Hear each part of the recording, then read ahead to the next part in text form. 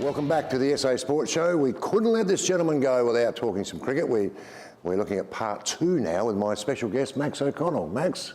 Hello, Barry. Oh, mate, here we go. We covered your footy career, which a lot of people, as I said earlier, a lot of people wouldn't have known that, you know, your history as a football player and as an umpire. I mean, a few would, but a lot of people would relate to you as a Test cricket umpire, which I think, if you're not going to play Test cricket, then standing up the other end 22 yards away is not a bad spot to be. Interesting spot. It's a great spot to be, really, when you think about it, because you are right in the thick of the action. Let's go back to where it started, because it would have started after your football finished and whatever, you were umpiring football. How do we get into cricket umpiring? Well, I played football cricket down here at the Albion Oval 12 months, 6 months a year, football 6 months. Yeah. With cricket, I had Freddie Godson's my first captain, and we went top in the C grade. Yeah. And Neil Hawke made 100 in the final. Freddie was a goal umpire, and he said, "Why don't you think about umpiring?" And so I decided to go football umpiring. I had a few injuries, and I couldn't get a league game all the time, so I went for the alternative. Kept me fit, and I enjoyed my umpiring. So I started in 62, and I had my first league game in 64, out the Norwood Oval, Centrals versus Nord. Then at the end of the year, I was lucky enough to get the appointment for South Adelaide versus Melbourne on the Norwood Oval under lights, two premiers playing each other. Yeah, yeah. So how do we jump from running around the middle of the oval with a whistle to putting the white hat on? Cricket umpiring. Yes. Where did that start? That started when I left Port, retired from Port Up. We lost the final down Canal. Yeah. About 60 or 61 or something. And I just took on the cricket umpiring. I did the winter school, and then I think I did 14 A-grade grand finals over the years. Wow, 86 first-class games, 460 local games, 31 games in the Northern Territory, Calder Shield and the Golf Shield, umpired cricket in every state, including Tassie, and it just led to, eventually did the Centenary Test.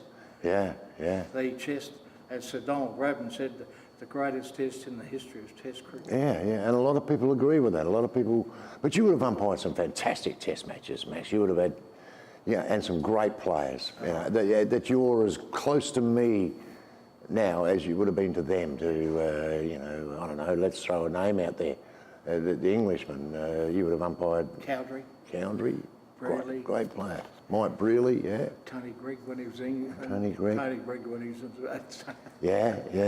Pick a box. I always remember my second Test in Adelaide, when I go boycott, run out, and he contested it and threw the bat down. And the photographs from Ray Titus, the paper the next morning, proved that I was right. Not that I had no doubt.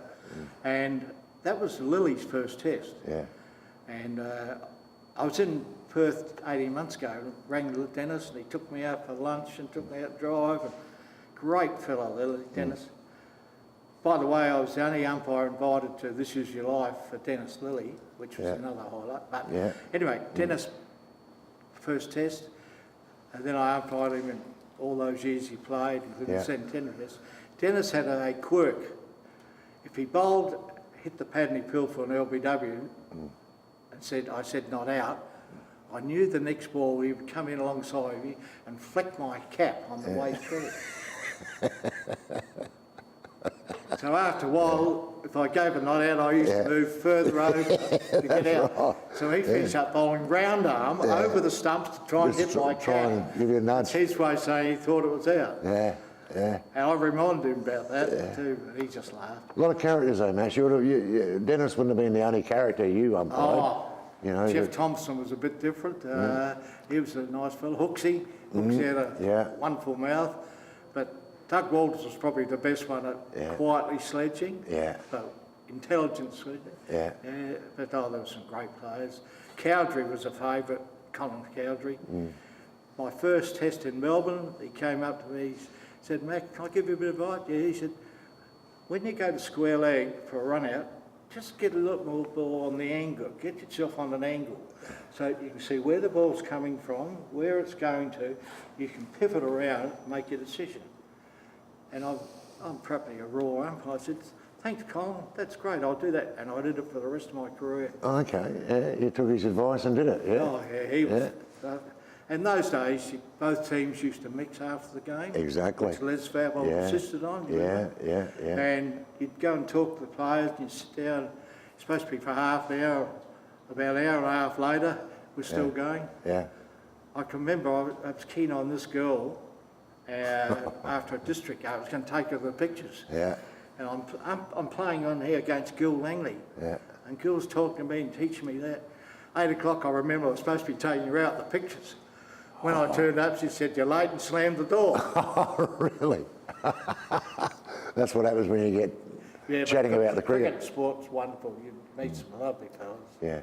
And that after the game, day's play, banter, was usually the best, wasn't it? That was, you know, the umpires would come in, the opposition team would come into the room, and they would share beers and stories, more importantly. Well, Les Fabel started it, and then Ian carried it on. Yeah. Now, in those days, Saka used to give every player a long bottle of beer. Yeah, long neck, yep. Being a non-drinker, I got 2 small Coke. Yeah. Anyway, when that started, Ian Chappell I looked after your beers for you, mate. Ian had come straight into the room with 2 bottles of Coke, said, "Thank you, Max," pick up the beer and go out. Yeah. Then Terry Jenner got into it. And Terry, instead of going straight into the room after the game, he came straight to the umpire's room, 2 bottles of Coke, and take the beer. That's all they're allowed with, though. 1 bottle of beer per player. No, that's true, yeah. But the opposition used to bring their beers in, and that was probably the hour I enjoyed as well. It was a great time. Broke the ice, didn't it, Barry? It absolutely broke the ice, And you go out the next day, and everyone would talk to each other, and well bowled or well batted. Yeah. There was no animosity. No. It was played very, very fiercely on the ground. Oh, yeah. I can remember the first time that I played against Dennis, where he really gave it to me on the ground. Yet after the day's play, Different he personality. came in and sat next to me, and we chatted for a good hour about cricket and whatever. Called me a cheeky bugger and whatever, but fantastic time, because it helped you relax a little bit as well, knowing that that's not personal. This is just the way the game is played, and it was played very, very fiercely, Max, wasn't it? I know during my time under Ian, it was a fierce game out there, wasn't it? A lot that the crowd wouldn't know about. Imagine the amount of concentration. 5 days for a test, 6 hours a day, Yeah, in 40 degrees at the time. yeah. Yeah, the concentration. Yeah, was enormous. and Ian gave you a piece of advice, or was it Les that gave you a piece of advice about your concentration? Oh yes, they just said to keep it up and make sure. That, 1 mistake, yeah, 2 no, Les used to give you 3 mistakes over 4 days of shul, Yeah, 6 hours a day. yeah, You're making a decision every 30 seconds. yeah. Unfortunately, there were a lot of fellas never umpired a second test. Yeah, You look through the records of Cricket Australia, yeah. they just didn't stand the Interesting, isn't it? And we had some good umpires, though. We SA, Mel McGuinness, Colin Eager, Tony Crafter, Tony Crafter, Bruce Martin, Peter Cronin, all did tests. Pete Cronin, Rex Whitehead came to live in Adelaide. Rexy for business. Whitehead. Yes, he did. I worked for Rex. He did? Yes, I did. Rex Yeah, was yeah. brilliant. When he came here, he got into the South Australian umpires, he helped Yeah, coaching, yeah. he fixed up the Hall of Fame. He gave Sonny Gavaskar out at the MCG first ball of the day. Yeah. And Sonny didn't like it at all. Go. Refused to go. I remember it. Did you ever have a player refuse to go on you? Not for me. Oh, but boycott when I gave him out my second test. Jeff Boycott, yeah. That was interesting because we came off the ground and there was a knock on the door and a gentleman said to me, "Mac, can I come in?" "Yes, come in, Donald," said Donald. So Donald sat down and said, "I was very disappointed at the response from that English player." I said, "Yes, I've given him a warning," and I told Illingworth. Ray Illingworth, the captain, yeah. He was captain. Yeah. Anyway, so Donald said, "I want an apology," because it didn't matter whether I was right or wrong. He was disputing an umpire's decision in the test match. Yes, yeah. So Sir Donald went to Illingworth. He said, I'm not doing it. You're going to boycott. Went to boycott. He said, I'm not giving it. So Sir Donald went to the manager. It was Lord someone. Yeah, Lord. of course it was. I can't remember who it was. Lord. Sir Donald said, if I don't get an apology within a half an hour from you, I will ring the MCC and have boycott sent home. Halfway through the test. Poor old fellow was like this. The apology came in and it was recorded that Wow. boycott had been reprimanded. Yeah. How'd you give him out? Run out. Run out. Ashley Mallett was bowling. I do remember it, yeah. I do Strangely, because Ian went out to mid-on to field. Which he never did. He never did. Yeah. And Boycott hit the ball straight to him, then Boycott took off the battle. I'm going for my 90-something run. Yeah. And Ian swooped on the ball, knocked the stumps out, the bowlers in. Yeah. I went to the right, I went to the opposite side, I had a perfect view. I thought, that's out. I thought about it, definitely out. His bat's in the air, his foot's in the air. Pure. Threw the bat down. Anyway, Wow. we got the apology, Yeah. and Sir Donald was brilliant. He was there to help you any time. I reported Merv Hughes 5 times in one game. Merv Hughes. Yeah. 5 times in one game. Yep. And Sir Donald, we went to the High Tribunal. You remember the little house they used to have there? I remember Like it, mate. I spent a lot of time in there. What as? Yeah. Well, as a defendant. Yeah. Anyway, Sir Donald came in. Dr. Well, gentlemen, I'm the tribunal sole member. And he showed me the form. Is that yours, Max? Yes. You've signed it? Yes. He said to my co-umpire, you support it? Yes.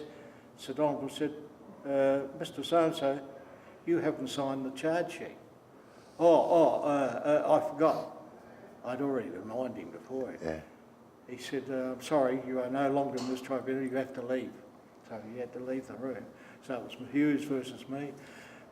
And Sir Donald said, what do you think, Mr. Hughes? Oh, I'm guilty, sir, I'm guilty. 4 games, 2 suspended. Wow.